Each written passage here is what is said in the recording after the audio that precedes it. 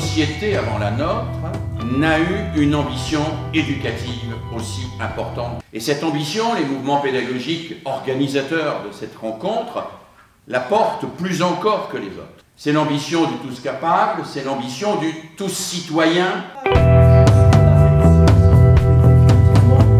On peut avancer qu'il n'y a pas d'indignité, j'en viens à mon sous-titre, du système éducatif français. On est dans un processus évidemment inachevé, tant du point de vue de la pédagogie que des réformes structurelles. Pas d'excès d'honneur non plus, quand on constate la constance du creusement des inégalités sociales. Une refondation en demi-teinte. Alors, je pourrais de ce point de vue-là, évidemment, vous renvoyer aux 30 propositions du CNESCO qui ont été rendues publiques le 2 mars dernier. Je rejoins tout à fait Jean Housset. La pédagogie nouvelle était un phénix toujours appelé à renaître de ses cendres. Aujourd'hui, on est dans une pédagogie dite traditionnelle qui souvent ne se définit pas comme telle. Ce qu'on appelle la pédagogie traditionnelle ne peut pas être une solution au regard de ce que l'on se propose, par exemple l'égalité pas seulement des chances mais l'égalité des résultats. La tradition pédagogique, elle est dominante, et c'est pourquoi on est obligé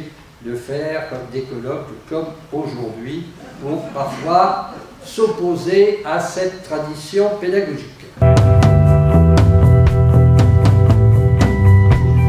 Mais est-ce que l'école aujourd'hui prend le temps de s'adapter à la culture des élèves, à ce qu'ils sont, avec quoi ils viennent, avec leur mode de pensée nouveau? L'appartenance à certains groupes sociaux semble déterminer à la fois la longueur et la teneur des décisions. Les situations évaluatives qui génèrent de la pression ont la plupart du temps des effets délétères, des effets néfastes. En revanche, des situations qui sont caractérisées par des buts de maîtrise où on explique aux élèves en amont de l'évaluation des informations sur des buts d'apprentissage, cette façon de faire va permettre aux élèves de réussir. Ce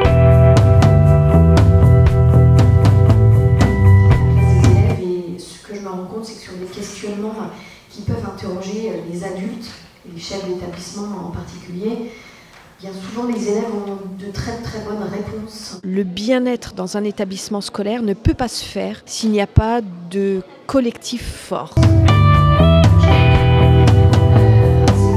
idée de base. Lorsque nous avons lancé ce conseil, c'est vraiment de développer des évaluations qui puissent accompagner la communauté éducative.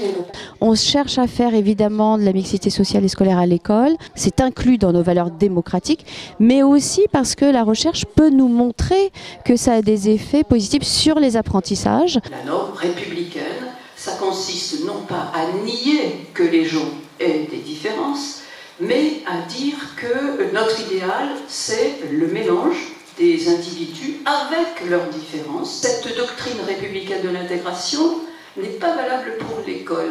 Tous les élèves sont considérés comme des individus sans background. Les attentats, loin d'avoir interrompu une réforme, un mouvement de réforme qui était en cours, ont d'un certain point de vue dopé ce mouvement de réforme, ce mouvement de reprise en charge de la réalité.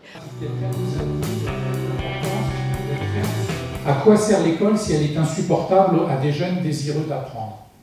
Beaucoup de gens ont dit, on sait comment faire apprendre les élèves aujourd'hui. Si on regarde du côté des politiques, ce qu'on a dit, c'est une forme de timidité des gens qui étaient dans la majorité actuelle, de ne pas revendiquer finalement, de peu parler du bilan.